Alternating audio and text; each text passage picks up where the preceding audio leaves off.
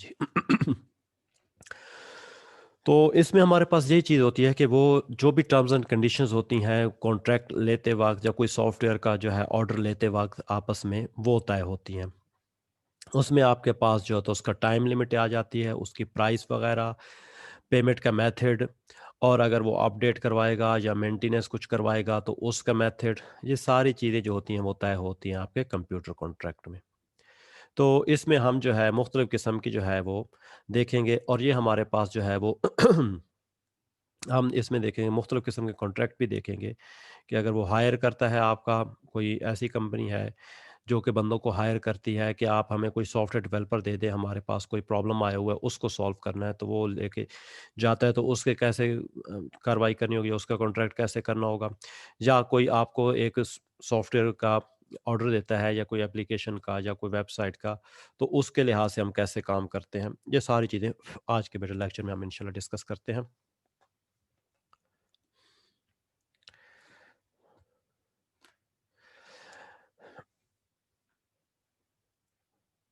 अच्छा जी, हमारे पास है इंट्रोडक्शन में हमारा एन एग्रीमेंट बिटवीन टू और मोर पार्टीज फॉर द डूइंग और not doing for of something specified.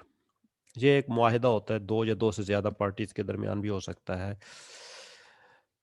For example है कि आप जो है एक इस तरीके का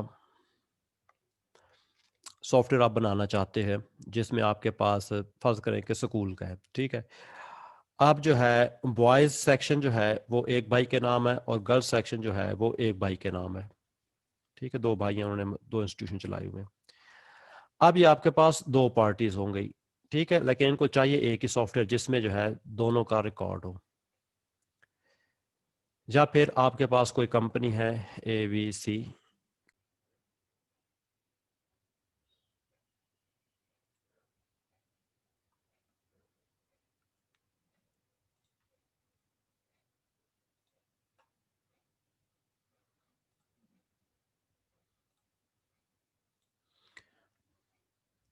सॉरी, आई थिंक कुछ इश्यू आ गया था।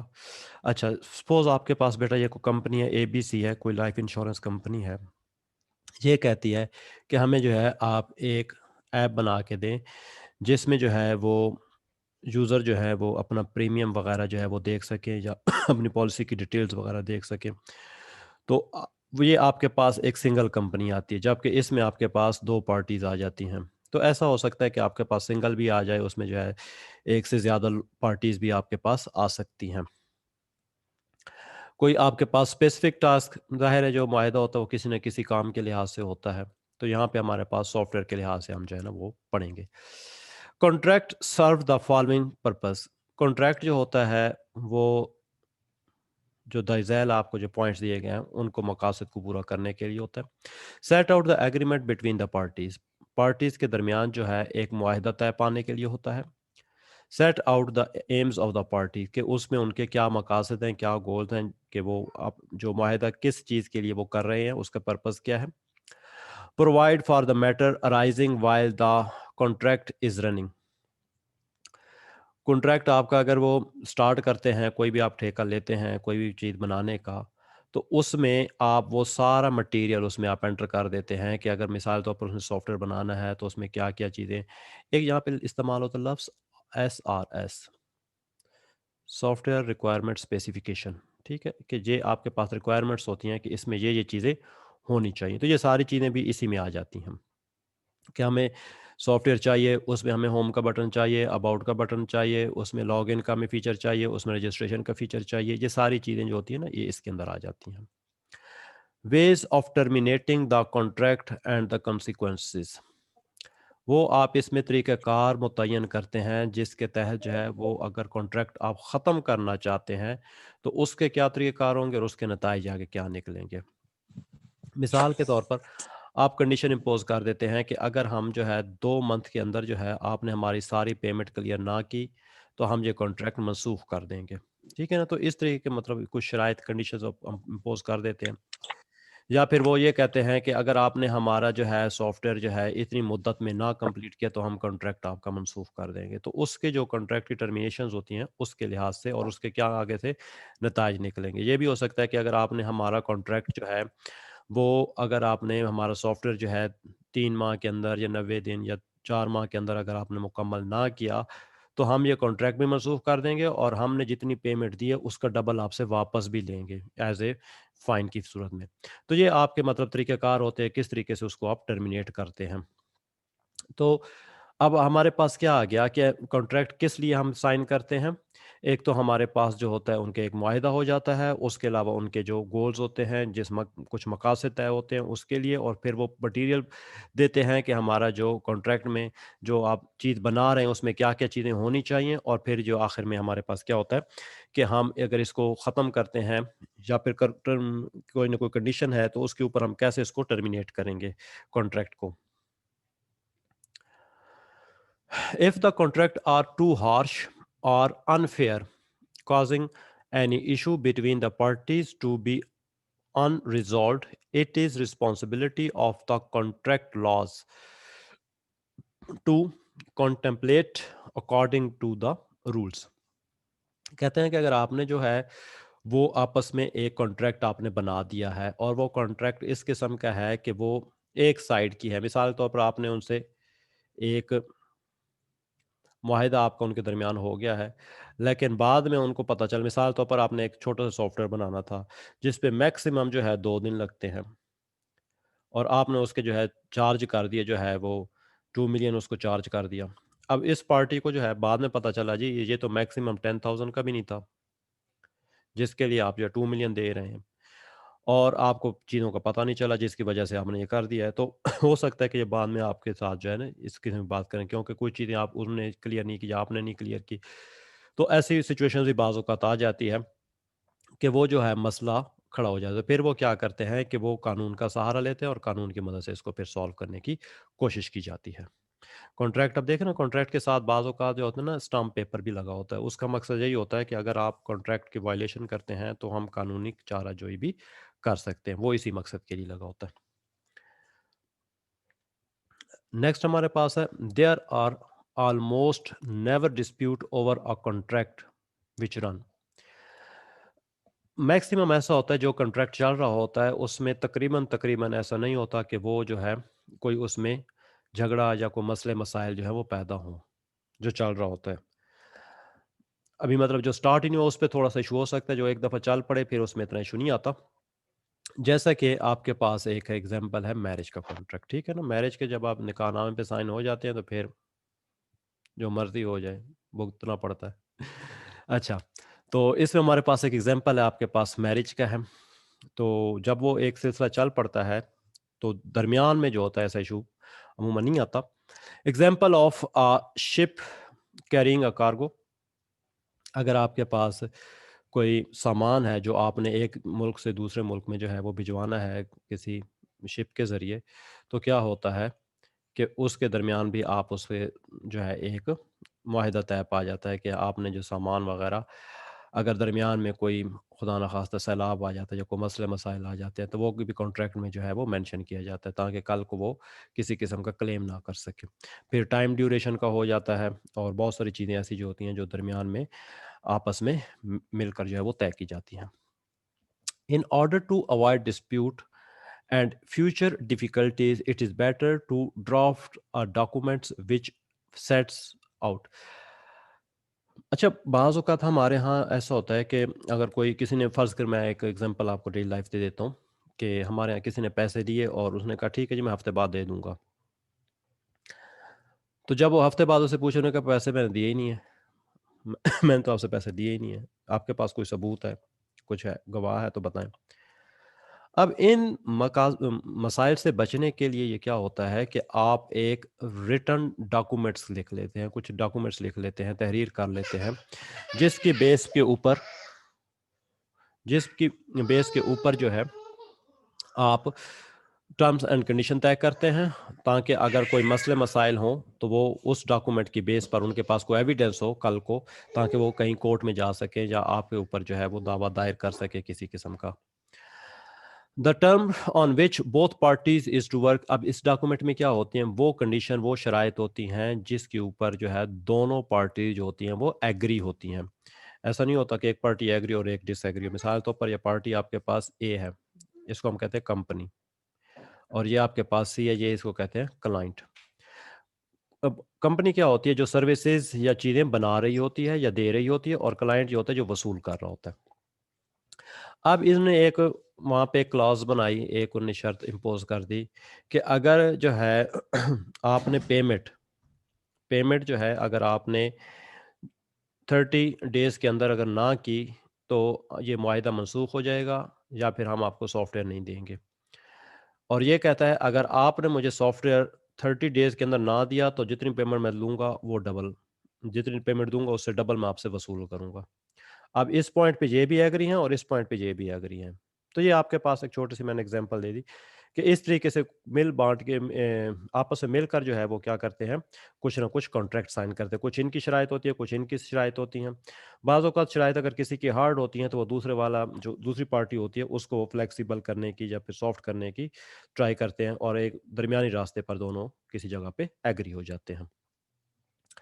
मेथड्स ऑफ पेमेंट के आप किस तरीके से है वो पेमेंट करेंगे, कि पेमेंट आप ऐसा होता है सॉफ्टवेयर कंपनी में बेटा ज़्यादातर ऐसा होता है कि तकरीबन 15% जो होता है जब आप साइन कर रहे होते हैं, वो जब कॉन्ट्रैक्ट साइन कर रहे होते हैं तकरीबन 50% जो होता है वो दूसरी सूरत में आप कह लें एडवांस की बेस पे आपको दिया जाता है। तकरीबन 60 से 65% जो होता है जब काम कर रहे होते हैं तब पे होता है, और तकरीबन उसके बाद 25% तक जब आप सॉफ्टवेयर उनको डिलीवर कर देते हैं, और उसको जो है वो अभी आप अल्फ़ा पार्टिकल का सॉरी अल्फ़ा उसका वर्ज़न कह दें कि अब अभी उस पे वो टेस्ट कर रहे हैं वो, तो वो उसके लिए जो है वो 25% तब देंगे, और 10% जब उसको फाइनल करके आप दे देंगे तो वो दे देंगे। इस तरीके से तकरीबन सॉफ्टवेयर जो इंडस्ट्री है पेमेंट इसका मेथड तकरीबन ये होता है। एक्सेप्टेंस यहाँ पे एक चीज़ आती है, एक्सेप्टेंस ये है कि जब उन्होंने आपसे सॉफ्टवेयर ले लिया, उसके ऊपर उन्होंने कोई डेटा डाला और वो देखा कि उसके रिज़ल्ट्स एक्यूरेट मिल रहे हैं और वो प्रॉपर्ली काम कर रहा है, तो वो उस वक़्त आपको जो है ना वो 25 दे देंगे, और 10% जब आप उसको फाइनली आप उसको इंस्टॉल करके दे देंगे कि अब 100% ओके है, अब आप इस पे काम कर सकते हैं। उसके बाद ये पेमेंट के मेथड आपको बेटा मैंने क्लियर कर दिए। उसके बाद है appropriate way to terminate the contract notice required. अच्छा, ये होता है कि बाज़ औक़ात जो है किस तरीके से आप जो है अगर आप ख़त्म करना चाहते हैं उसका कॉन्ट्रैक्ट का, तो वो क्या होता है कि जैसे मैंने बताया कि आपको 1 माह पहले उसको या कुछ दिन पहले या हफ़्ता पहले मुद्दत तय होती है इसके अंदर ही कि आपको नोटिस देना पड़ेगा जी, आपका कॉन्ट्रैक्ट जो है वो ख़त्म हो रहा है। मिसाल के तौर पर मैं आपको एक एग्ज़ाम्पल दे देता हूँ बेटा कि आपने एक कंपनी का सॉफ्टवेयर बना के दिया, ठीक है? और कहा कि आपको जो है मैं 1 साल तक, ठीक है ना? 1 साल तक जो है ना फ्री जो है उसकी मेंटेनेंस दूँगा। अब आपका जो मुआहदा है, जो कॉन्ट्रैक्ट है वो 1 साल तक है। अब जो ही 1 साल गुज़रता है तो उसमें से गुज़रने में अभी 1 माह या हफ़्ते या कुछ अरसा रहता है, तो आप उसको एक नोटिस भेज देते हैं कि आपका जो कॉन्ट्रैक्ट है ये ख़त्म होने वाला है। क्या आप इसको रिन्यू करेंगे? या फिर आप इस कॉन्ट्रैक्ट को जो है टर्मिनेट कर देंगे। तो ये वो वाली चीज़ है कि आप किस तरीके से उस कॉन्ट्रैक्ट को जो है आप ख़त्म करते हैं, तो उसके लिए प्रॉपर एक नोटिस होने चाहिए।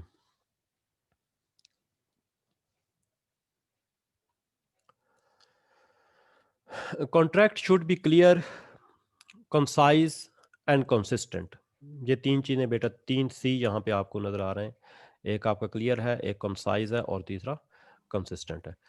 क्लियर यानी कि वो जो कॉन्ट्रैक्ट आप लिख रहे हैं आपस में पार्टी में, तो वो एक तो वाज़ेह होना चाहिए, उसमें कोई एम्बिग्विटी ना हो। एम्बिग्विटी कहते हैं कि कोई उसमें क्लॉज़ या कोई चीज़ ऐसी ना हो जो कि दोनों की समझ से बाहर हो, जो क्लियरिटी जिसमें ना हो।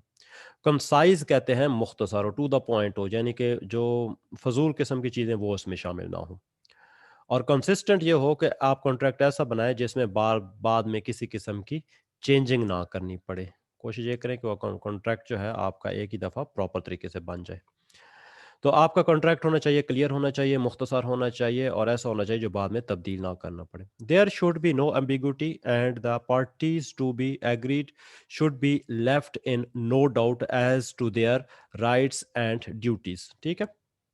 जो उनके हकूक हैं एक दूसरे के लिहाज से, या उसका जो राइट बनता है या उसकी जो फ्रीज़ें हैं, फ़र्ज़ और हकूक़ जो है वो एक दूसरे के तय होने चाहिए कि आपने ये मुझे देना है और मैं आपको इस तरीके से अमाउंट आपको दूँगा।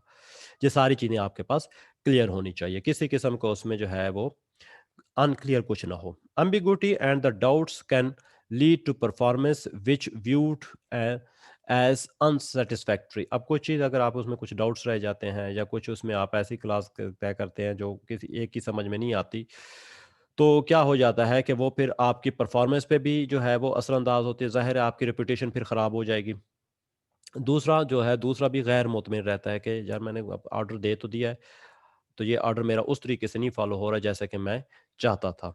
तो ये चीज़ें आपका जो है ना कॉन्ट्रैक्ट में प्रॉब्लम क्रिएट करती हैं कि अगर आप उसमें कोई चीज़ डाउट या एम्बिग्यूटी छोड़ देते हैं, तो फिर आपके लिए क्या होता है कि आपकी एक तो रेपुटेशन है वो ख़राब होती है, दूसरा दूसरे की जो है वो सैटिस्फैक्शन लेवल नहीं मिलता। This can lead the disagreement and the expenditure of time, effort and therefore money in resolving the matter.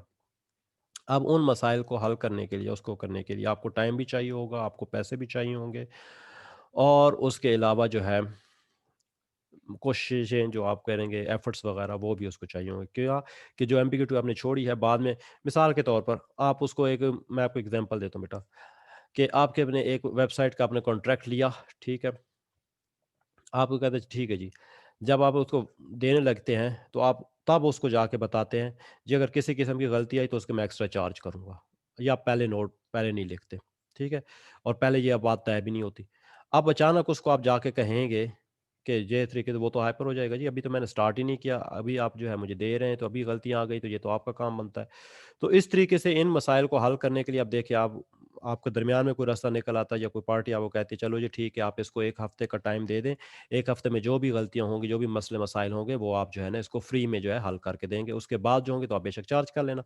इस पॉइंट पे दोनों एग्री हो जाते हैं। अब जब देखें वो जो वीक होगा उस वीक पे इनको जो एफर्ट्स होंगी कंपनी की वो ज़ाहिर है ज़ाया जाएँगी। उनका जो टाइम है वो भी ज़ाया जाएगा, टाइम इज़ मनी, पैसे भी इसी तरीके से उनके ज़ाया हो जाएँगे। तो ये एम्बिग्यूइटी जो होती हैं, ये प्रॉब्लम्स जो होती हैं, ये क्या करती हैं और दूसरा जो है ये जो दूसरी पार्टी है वो इससे अनसैटिस्फैक्टरी भी रहेगी कि देखो मैंने एक कॉन्ट्रैक्ट दिया है, लेकिन इसने प्रॉपर तरीके से उसको फुलफिल नहीं किया। अच्छा जी, नेक्स्ट हमारे पास आ जाता है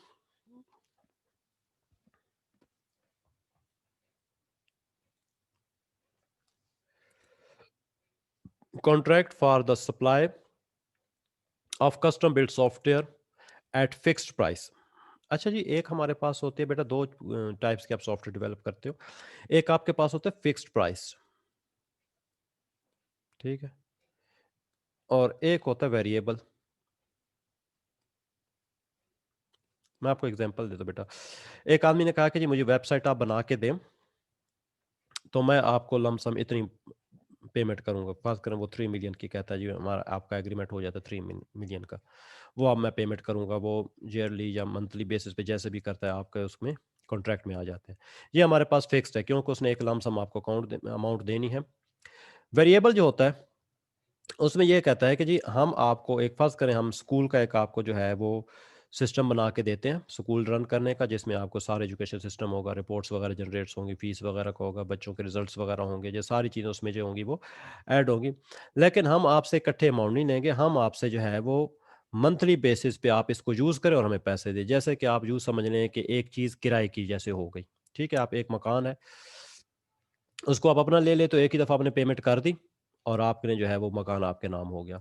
दूसरा ये है आप रेंट पे लेते हो, जब तक आप उसमें रहोगे आपको किराया उसका देना पड़ेगा। जब उन्हें आप छोड़ते हो वो आप जो है किराया आपका ख़त्म हो जाता है। सेम इसी तरीके से वो कहते हैं कि ये आपका जो सॉफ्टवेयर है ये हम मंथली बेसिस पे आप हमें पे करते जाएँ और हमारा जो सिस्टम है ये चीज़ें जो है ये वैसे प्रोडक्ट्स कहलाती हैं। तो वो प्रोडक्ट्स आप इस्तेमाल करते रहें। तो ये हमारे पास होता है वेरिएबल प्राइस। फिक्स्ड प्राइस में एक ही दफ़ा पैसे दे दिए, बाद में कोई नहीं देने। वेरिएबल प्राइस में मंथली बेसिस पे या महीने के बेसिस पे। जैसे मैं आपको एग्ज़ाम्पल देता हूँ मुख्तलिफ़ किस्म लमसम का क्या मतलब सर आपने बात बताया? सुने। जी, जी, एक ही दफ़ा बेटा। जी, जी बोलें।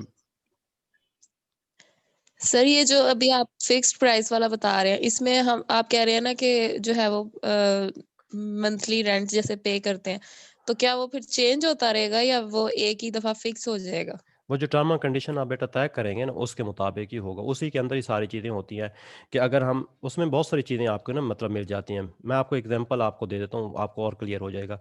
जैसा कि बेटा आपने जो है वो लिया एक एवीजी, एक एंटी सॉफ्टवेयर है, ठीक है ना? सॉरी, एंटीवायरस सॉफ्टवेयर है, ठीक है? तो आप उसके जब आप लेते हैं तो वो आपको सालाना बेसिस पे या फिर मंथली बेसिस पे कुछ न कुछ आपको पे करना होता है। समझ आ रही है ना बेटा?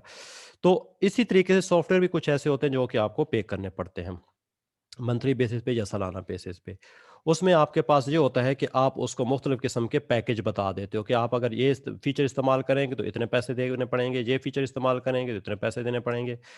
अगर आप इसके ऑनलाइन या फिर एंड्रॉयड वर्ज़न भी इस्तेमाल करना चाहते हैं तो वो एक ही दफ़ा कॉन्ट्रैक्ट में आ जाता है।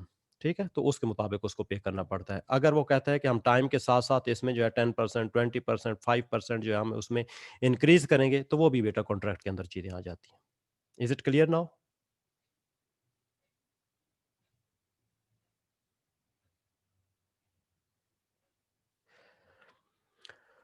ओके। सर ये यमा जी बोल। लमसम का सर आपने क्या बताया कि ये एक ही दफ़ा को कहते हैं? एक ही दफ़ा जो आपने इकट्ठी अमाउंट देनी होती है, कि आप उसमें फ़िक्स प्राइस में आपने फ़र्ज़ करें कि वो 3 मिलियन का, 4 मिलियन का आपने दिया, वो एक ही दफ़ा आपने पे कर दिया, उसके बाद में सॉफ्टवेयर आपके हवाले कर दिया। अब आप जाने उसके ऊपर आपको पैसे, हाँ, अगर आप उसमें कोई अपडेट करवाना चाहते हैं, उसको मेंटेन करवाना चाहते हैं या उसमें कोई चेंजिंग करवाना चाहते हैं, तो वो फिर उसके एक्स्ट्रा चार्जेज़ होते हैं। हुई क्लियर बात बेटा? Okay sir. ओके। अच्छा yes sir, thank you. Welcome बेटा। Such a contract may consist of अच्छा, जो कॉन्ट्रैक्ट आपके पास होते हैं, मैंने अभी आपको बता दिया। एक आपके पास होता है ये शॉर्ट इंट्रोडक्टरी सेक्शन होता है, जिसमें इंट्रोड्यूस किया जाता है कि इसमें आपके पास क्या-क्या चीज़ें आपको या क्या-क्या फ़ीचर आपको मिलेंगे। A set of standards terms and condition, उसमें आप कुछ जो है वो कवायद व ज़वाबित या फिर कुछ शराइत वगैरह जो है उसमें भी इम्पोज़ करते हो। अ सेट ऑफ अपेंडिसेस और एनेक्सेस। अच्छा जी। अपेंडिसेस एनेक्सेस होते हैं बेटा कि आप उसके साथ जो है कुछ एक्स्ट्रा डॉक्यूमेंट्स के जो है ना लिस्ट, वो भी आप ऐड कर सकते हो। जैसे कि आप उसमें जो है आप स्टाम्प पेपर या कुछ और डॉक्यूमेंट्स उसके रेलिवेंट जो है वो भी आप उसमें ऐड कर सकते हो। ये आपके पास क्या होता है, फिक्स्ड प्राइस के बारे में। मैंने अभी आपको दोनों वैसे बता दिए। फिक्स्ड प्राइस के बारे में ये चीज़ें होती हैं। और इसके अलावा ये भी होता है कि बाज़ औक़ात कोई कंपनी जो है, उनके कोई सॉफ्टवेयर उनका इंस्टॉल है और उसमें कोई प्रॉब्लम्स आ गए हैं, वो आपकी जो है कंपनी, मिसाल के तौर पर एक वेबसाइट है, उसका सर्वर काम नहीं कर रहा या उसकी जो है वो होस्टिंग का कोई इशू आ रहा है, तो वो आपकी कंपनी से राब्ता करते हैं, जी हमें कुछ अपनी आप टीम दें या कुछ लोग दें जो आकर हमारी कंपनी में बैठ के उस चीज़ को सेटल कर दें। तो ये कोई सर्विसेज़ वग़ैरह भी आप जो है इसके भी चार्ज होते हैं। वो भी आगे हम डिटेल में करेंगे। अच्छा, उसके बाद हमारे पास है, ये हमने इसमें जो मुख्तलिफ चीज़ें पढ़ी हुई हैं, ये देखो ना, इंट्रोडक्टरी सेक्शन पढ़ा है, स्टैंडर्ड टर्म्स एंड कंडीशन पढ़ी हैं और सेट ऑफ अपेंडिस या एनेक्सेस पढ़े हैं, उसकी बेटा हम डिटेल देखते हैं अब। It is stated that it is an agreement between the parties whose names and registered addresses are given। ठीक है, एक तो उसमें जो है उनके एड्रेसेस वगैरह आ जाते हैं, आइडेंटिफिकेशंस वगैरह आ जाती हैं। It is dated and signed by authorised representative of the parties. Parties के जो सीईओ हो गए या मैनेजर्स वगैरह हो गए, वो इसको जो है ना साइन करते हैं। ऐसा नहीं कि एक डेवलपर जाके साइन कर दे, नहीं, उसका जो सीईओ वगैरह होगा, मैनेजर होगा, वो जाके उसको साइन करेगा और वो उसके मतलब रिस्पॉन्सिबिलिटी लेगा। It often begins with the sets of definitions of terms used in the course of the agreement set out either in alphabet। अच्छा, उसमें आपके पास जो होता है शराइत भी होती है कि नंबर 1 पे आपके पास ये होगा, नंबर बी पे इस तरीके से, सी पे, या फिर 1 पहली शर्त ये होगी, दूसरी ये होगी, तीसरी ये होगी। तो इस तरीके से आप अल्फ़ाबेटिकल या नंबर के लिहाज से उसको जो है ना पॉइंट आउट कर सकते हैं।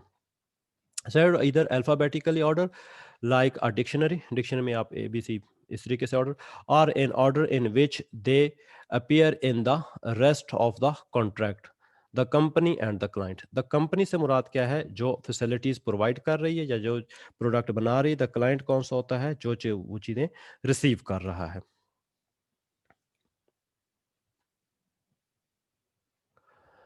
अच्छा, उसके दूसरे पार्ट्स क्या होते हैं, टर्म्स एंड कंडीशंस आप जो है वो मेंशन करते हो कि उसमें कौन-सी आप जो है किन शराइत के ऊपर जो है वो काम करोगे। मिसाल तौर पर पेमेंट के मेथड्स क्या होंगे, कब आप जो उसको अच्छा ऐसा भी होता है बाज़ औक़ात बेटा कि सॉफ्टवेयर एक आप बना रहे हो, एग्ज़ाम्पल है इसकी मैं बताता हूँ, कि इसके आप ना मुख्तलिफ़ किस्म के मॉड्यूल्स बना देते हो। मिसाल तौर पर आप एक कॉलेज है, ठीक है? वो कहता है जी हमें एक सॉफ्टवेयर बना दें, लेकिन हमें वो सॉफ्टवेयर जो है आप जल्दी दे दें। मिसाल के तौर पर अगर वो सॉफ्टवेयर बनता है 3 माह में, लेकिन वो कहता है मुझे 1 मंथ में कम से कम इतना आप दे दें कि मैं बच्चों की जो है वो रजिस्ट्रेशन कर सकूँ, एडमिशन कर सकूँ। तो आप क्या करते हो, उसके मॉड्यूल्स बना देते हो। पहले मॉड्यूल्स में आप क्या कर देते हो, उसका एडमिशन वगैरह का जो है ना वो बना के उसको 1 माह में उसको हैंडओवर कर देते हो। बाकी जो है आपका एक पेरोल का या सैलरीज़ का आप बना देते हो मॉड्यूल, एक मॉड्यूल आप बना देते हो उसके एग्ज़ाम्स का, एक मॉड्यूल्स आप जो है वो लाइब्रेरी का बना देते हो। अब ये जो मॉड्यूल्स है आप उसको बाद में भी दे सकते हैं, लेकिन इसको क्योंकि अर्जेंट है, तो फिर आप इसको दे सकते हैं। जब ये सारे बन जाएँगे तो उसको एक ही सॉफ्टवेयर के अंदर आप इंटीग्रेट कर दोगे, तो वो उसके पास आ जाएँगे। उस वक़्त जब इनके ऊपर इस तरह टैब बने होंगे मुख्तलिफ़ किस्म के सामने लेआउट पे, एडमिशन वाला सिर्फ़ काम कर रहा होगा, ये डिसेबल्ड होंगे क्योंकि इसके अभी मॉड्यूल्स अंडर कंस्ट्रक्शन होंगे। तो ये वो अपना काम कर सकेगा। जब इसको फाइनल आप करेंगे, ये सारे के सारे मॉड्यूल उसको इंटीग्रेट करके आप उसको दे देंगे। तो ये मुख्तलिफ़ किस्म की कंडीशंस होती हैं कि हम पहले आपको ये देंगे, इतने अरसे बाद ये देंगे, आप पेमेंट इस तरीके से करेंगे, तो ये कुछ कवायद व ज़वाबित होते हैं। An access must be include any documents stated like SRS, ठीक है? ये आपके पास होता है सॉफ्टवेयर रिक्वायरमेंट स्पेसिफिकेशन, कि आपको क्या-क्या चीज़ें रिक्वायर्ड है। जैसे मैंने अभी 4 मॉड्यूल्स आपको बताए हैं, वो कहते हैं हमें ये चारों चीज़ें चाहिए। तो वो आपके पास क्या आ जाता है, स्पेसिफिकेशन आते हैं। This is to avoid for example the situation in which the statements made by the over enthusiastic salesman while the trying to win the business. अब क्या होता है कि इसमें जो वो ज़्यादा रूटीन से हटकर जो है वो जो ज़्यादा पुरजोश बन जाते हैं, उसके लिहाज से जो है ये बात की गई है। To win the business are claimed by the client to constitute part of the contract। अब ये आपको बता रहा है कि किसी किस्म के नाखुशगवार चीज़ों से बचने के लिए जो होता है वो सारी चीज़ें आप जो है ना प्रॉपर रिटन फॉर्म में ले आते हैं, अगर कल को कोई ना कोई ताकि मसला ना बन सके। Issue dealt with standard terms and condition, क्या क्या चीज़ें उसमें जो है आप तय करते हैं जो कंडीशंस वगैरह हैं। What is to be produced, क्या चीज़ आप बना रहे हैं, कौन सी चीज़, मिसाल के तौर पर अगर आप सॉफ्टवेयर दे रहे हैं, सॉफ्टवेयर के साथ आप क्या-क्या देंगे? अब मैं एक एग्ज़ाम्पल देता हूँ, सॉफ्टवेयर देंगे साथ में उसकी मैनुअल देंगे, साथ में उसके डॉक्यूमेंट्स देंगे, साथ में आप उस एक टीम फ़िलहाल दे देते हैं जो उनको ट्रेन करेगी या ट्रेनिंग वगैरह देगी। साथ में उसको आप जो है कुछ वारंटी पीरियड देते हैं कि 90 दिन तक फ़र्ज़ करें, ये अमूमन 90 डेज़ का ही होता है, जो सॉफ्टवेयर कंपनी देती हैं वो तकरीबन 90 डेज़ का ट्रायल पीरियड होता है कि इस पीरियड के दौरान अगर किसी किस्म का कोई इश्यू आता है तो हम वो फ्री में रिज़ॉल्व करके देंगे। उसके मेंटेनेंस वगैरह के बारे में आप जो है वो भी 90 डेज़ डेज़ का आप देते हैं। ये जो सारी चीज़ें होती हैं ये जो है आप प्रोड्यूस करते हैं और इनको डिलीवर करते हैं, ठीक है? ये बनाते क्या हैं और देते क्या हैं। ओनरशिप ऑफ राइट्स, ये बेटा 2 किस्म के होते हैं ओनरशिप भी। एक तो ये है कि जब वो सॉफ्टवेयर आपसे ले लेता है, ठीक है? तो वो उसको आप राइट दे देते हो, डॉक्यूमेंट्स वगैरह उसमें आप क्लेम कर देते हो कि ये इसी का राइट है, ये इसी की प्रॉपर्टी है। दूसरा है राइट जो होता है वो कंपनी के पास रहते हैं। जो कंपनी के पास राइट रहते हैं तो उसको आप दे देते हो लाइसेंस, ठीक है ना? जैसे आईडीएम वगैरह के आप जो है लाइसेंस की वगैरह जो है आप यूज़ करते हैं। या फिर किसी और सॉफ्टवेयर के जो है की वगैरह यूज़ करते हैं या लाइसेंस फाइल यूज़ करते हैं। तो ये लाइसेंस आपको देता है जो कुछ अरसे के लिए वैलिड होता है, यानी कि 3 माह के लिए, 6 माह के लिए। ज़ाहिर है अगर वो लाइसेंस नहीं देगा, ऐसा नहीं करेगा तो वो क्या करेगा, वो तो फॉरएवर यूज़ करता रहेगा। अब इसका ये वो होता है कंपनी को फ़ायदा कि अगर वो 3 माह की अगर उन्हें लाइसेंस दिया है तो 3 माह के अंदर उसको पेमेंट करनी पड़ती है और उसको 10 डेज़ का सपोज़ जो है ग्रेस पीरियड भी मिल जाता है कि अगर 10 दिन के बाद जो है उसको अल्टीमेटम आना शुरू हो जाता है कि 10 दिन बाकी रह गए हैं, आपका जो सॉफ्टवेयर है वो डीएक्टिवेट होने में। अगर ये 10 दिन के अंदर वो नहीं पे करता तो वो सॉफ्टवेयर आपका क्या हो जाएगा, इनएक्टिव हो जाएगा। तो ये आपके पास क्या होता है बेटा, 2 किस्म के उसमें जो ओनरशिप राइट्स होते हैं। पेमेंट टर्म्स देते हैं कि पेमेंट टर्म्स कैसे आपने पेमेंट करनी है। कि आप जो है उसको मंथली बेसिस पे करते हैं, क्वार्टरली करते हैं, या आप बाय चेक देंगे या कैश देंगे। और जो मैंने अभी बताया है कि उनको जो स्टार्ट में जो है वो 15% दे देते हैं जब साइन करते हैं, 60 से 65% जो होते हैं वो काम के दौरान मिल जाता है, और तकरीबन 15% जो होता है वो जब उसको एक्सेप्ट करते हैं, और 10% जो बाकी होता है वो दे देते हैं जब उसको फाइनल जो है वो प्रोडक्ट हैंड ओवर कर देते हैं। तो इस तरीके से जो पेमेंट का मेथड होता है। और अगर दूसरा आप प्रोडक्ट लेते हैं उसमें जो है मंथली बेसिस पे, तो मंथली बेसिस के उनके अपने प्लान्स होते हैं कि अगर आप 1 माह के लिए लेंगे तो उसकी फ़र्ज़ करें जो $4 है, सपोज़ कर लेते हैं बेटा।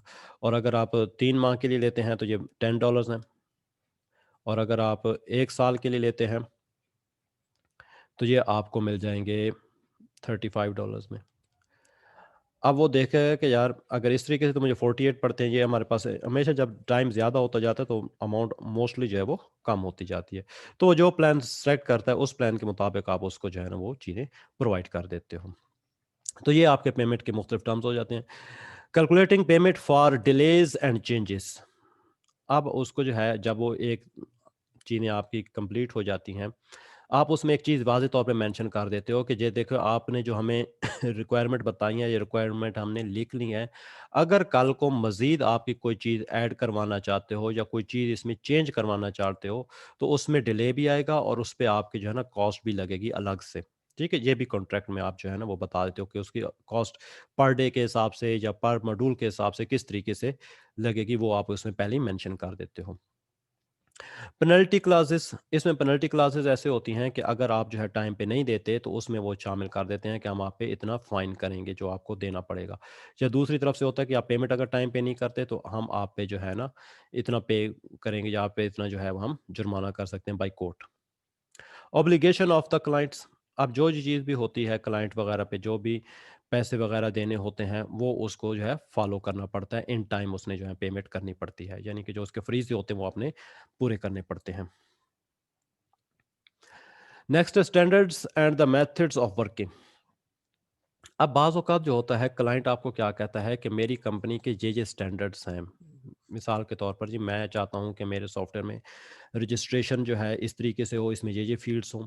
इसके अलावा लॉगिन की जो आपके पास सेक्शन वो 2 किस्म के हों या 3 किस्म के हों, जिसमें जो ओनर है उसके पास फुल एक्सेस हो, जबकि जो वर्कर है उसके पास लिमिटेड एक्सेस हो कि वो सिर्फ़ जो है अपने काम से रेलेवेंट चीज़ें देख सके। तो ये उनके कुछ मेथड्स वग़ैरह वो वहाँ पे तय कर देते हैं। उसके बाद है प्रोग्रेस मीटिंग्स। अब क्या होती है कि जो आपके क्लाइंट्स वगैरह होते हैं, वो मीटिंग्स अरेंज करते रहते हैं टाइम टू टाइम आपके साथ कि हमारा कितना काम हो गया। यानी कि मंथ में आप फ़र्ज़ करें एक मीटिंग होती है, तो उनके कुछ ऑफ़िशियल्स आ जाएँगे, वो आपको देखेंगे हमारा काम कितना हुआ, किस तरीके से हुआ, उसको वो फिर चेक करेंगे। इसी तरीके से अगर उनको मज़ीद जो है उसके बारे में कुछ इन्फॉर्मेशन या आपने कोई ट्रेनिंग वगैरह देनी हो, तो उसके लिहाज से भी मीटिंग्स वगैरह अरेंज की जाती हैं। उसके अलावा प्रोजेक्ट मैनेजर्स की जो है आपस में बात डिस्कशन होती है, जो उसको मैनेज कर रहे होते हैं। और एक्सेप्टेंस प्रोसीजर कि जब आपको ये दिया जाएगा टेस्ट करने के लिए, तो उसमें आपका क्या-क्या चीज़ें जो हैं आपको दी जाएँगी और किस तरीके से आपने जो है ना उसको एक्सेप्ट करेगा और कितनी आपने अमाउंट देनी है, वो चीज़ आप वारंटी एंड द मेंटेनेंस उसमें आप उसको उनको बेटा देते हो कि आप इसकी कितनी इसकी वारंटी और कितनी इसकी मेंटेनेंस वगैरह। बेटा मैं आपकी अटेंडेंस ले लूँ।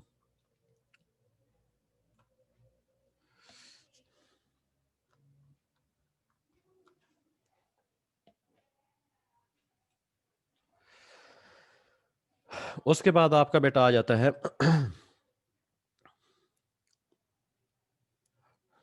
टर्मिनेटिंग ऑफ द कॉन्ट्रैक्ट के कॉन्ट्रैक्ट का ख़त्म किस तरीके से करेंगे या उसकी मियाद कैसे पूरी होगी, तो आप उसके साथ क्या उसका हिसाब किताब होगा, ये सारी चीज़ें इसमें आ जाती हैं बेटा। टर्म्स एंड कंडीशन में आपके पास जो है मुख्तलिफ किस्म के टाइप्स हैं सॉफ्टवेयर के। There are 4 types of the contractual arrangement which are used to widely used in connection with the provisions of software services। Software जो आप प्रोवाइड करते हैं उसके लिहाज से मुख्तलिफ किस्म की आपके पास कैटेगरीज आ जाती हैं। जैसा कि आपके पास फिक्स प्राइस अभी मैंने बता दिया था। कॉन्ट्रैक्चुअल हायर ये होता है कि कंपनी है वो कुछ लोग आपके ले जाती है और वो डेली बेसिस के आपको जो है पे करना होता है। उसमें आपके काफ़ी हेडेक जो है वो कम हो जाती है, क्योंकि उसने जो काम देना होता है वो उन लोगों ने करना होता है। इसके अलावा और कुछ भी नहीं होता, उन्होंने बस डेली बेसिस पे या मंथली या वीकली बेसिस पे आपको पेमेंट करनी होती है। अच्छा, टाइम एंड मटेरियल्स, और तीसरा होता है कंसल्टेंसी। अब टाइम और मटेरियल में क्या होता है कि आप कितना टाइम उनको देंगे और क्या-क्या चीज़ें उनको जो है वो प्रोवाइड करेंगे। मिसाल के तौर पर वो टीम लेकर जाते हैं और उसका आपका टाइम जो है वो यूज़ करते हैं कि हमारे लिए मिसाल के तौर पर हमने एक सॉफ्टवेयर हमारे पास है, यहाँ पर बैठकर ऑब्ज़र्व करें कि इसमें जो है कोई मलीशियस या कोई इस किस्म के वायरस वगैरह का कोई सा इस्तेमाल तो नहीं हो रहा, और आप उसको कैसे डिटेक्ट करते हैं, उसके लिहाज से जो है ना टाइम की मैनेजमेंट, क्योंकि उसके टाइम की कॉस्ट होती है। कोई भी सॉफ्टवेयर कंपनी होती है, उसमें डेवलपर्स वगैरह जो भी होते हैं वो टाइम बेस्ड होते हैं, और वो टाइम उनका मैटर कर रहा होता है। कंसल्टेंसी का भी उसके माज़ूक़ात होता है।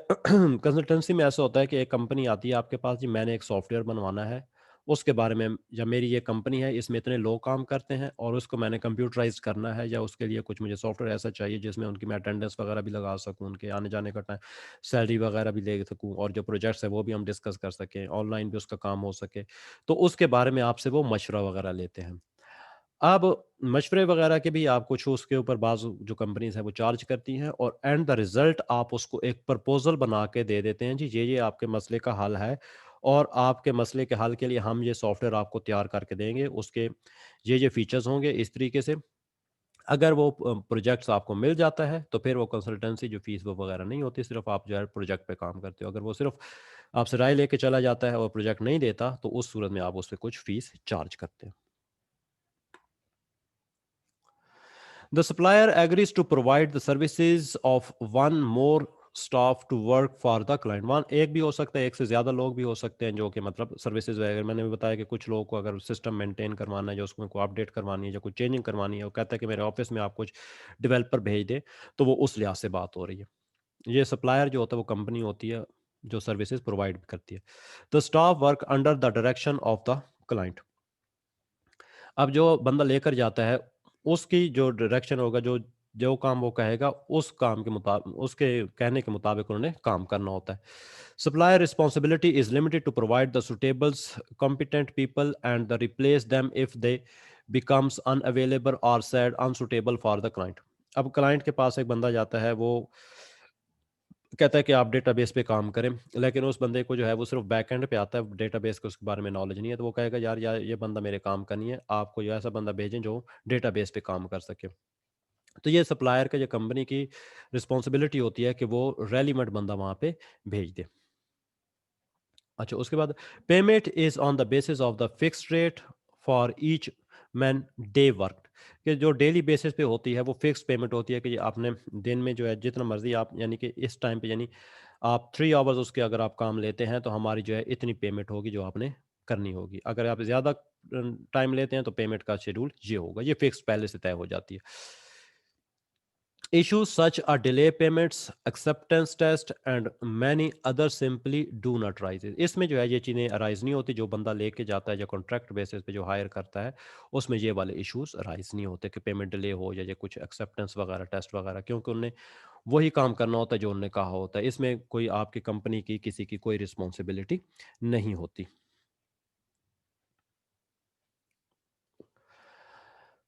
अच्छा, उसके बाद आपके पास आ जाता है, इट इज़ टाइम के लिहाज से it is somewhere between the contract hire agreement and a fixed price contract. The supplier agreed to undertake the development of the software in much the same way as it is a fixed price contract, but the payment is made on the basis of the cost of incurred with labor charges। अगर आप, ये होता वैसे ही है जैसे मतलब fixed price पे होता है जो आप कॉन्ट्रैक्ट बेस पे करते हो, लेकिन इसमें ये होता है कि कॉन्ट्रैक्ट में जो है आपको अमाउंट देनी पड़ती है, हो सकता है मंथली बेसिस पे देना पड़े या फिर आपको, लेकिन ये होती है ये डेली बेसिस पे आपको अमाउंट देनी पड़ जाती है। The supplier is not committed to completing the work for a fixed price, although the maximum payment may be fixed beyond which the project may be reviewed. Supplier is not committed to completing the work for a fixed price. ये आपके पास जो होता है, जो supply कर रहा होता है, वो फिक्स प्राइस से मतलब कमिटेड नहीं होता, कि आप जो पैसे वगैरह जो है वो, अगर आपका टाइम पीरियड बढ़ता है तो उस पे आपको जो है ना थोड़ा सा अमाउंट जो है वो एक्स्ट्रा पे करनी पड़ेगी।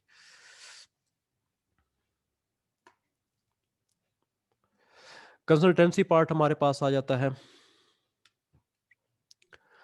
कंसल्टेंस लेक्चर टाइम खत्म होने लगा है, दोबारा रिज्वाइन करना है? नहीं, बस ये लास्ट है। ये लास्ट आपके पास स्लाइड है बेटा। Consultants are typically used to assess some aspects of an organization and make proposals for improvement। ठीक है, उनके बारे में वो बताते हैं कि आपकी कंपनी में क्या क्या चीज़ें जो हैं वो लाई जा सकती हैं और आपका जो एग्जाम प्रॉब्लम है उसका सोल्यूशन क्या होगा और हम सॉफ्टवेयर किस तरीके से आपको डिज़ाइन करके दे सकते हैं और वो किस तरीके से आपकी कंपनी में एडजस्ट होगा। The end product of the consultancy project is therefore usually a report or other documents। वो क्या करते हैं कि वो जितने भी उनके प्रॉब्लम्स होते हैं उसका सोल्यूशन एक डॉक्यूमेंट्स में लिखकर एक फाइल में लिखकर उसको प्रोवाइड कर देते हैं कि आपका ये मसाइल है और इसका ये हल है। Consultancy projects are usually undertaken for a fixed price, but the form of contract is very much simpler। जो कंसल्टेंसी होते हैं ये इतने ज़्यादा कॉम्प्लिकेटेड नहीं होते, सिंपल आपने उनको जो है वो उसका हल बताना होता है और वो एक डॉक्यूमेंट आप पर लिख कर आपने देना होता है। ये इतने ज़्यादा कॉम्प्लिकेटेड या पेचीदा नहीं होते, ये सादा से ही होते हैं। ठीक है बेटा, और ठीक हो गया। मेरे ख्याल में आज वो 40 मिनट वाला हिसाब लगा ही नहीं है। या सर वैसे उस लिहाज से तो बंद हो जाना चाहिए था लेक्चर। हाँ, मैं वही देख रहा था कि ये शायद मेरे ख्याल में उन्होंने एक टाइम दिया वो उसका क्या कहते हैं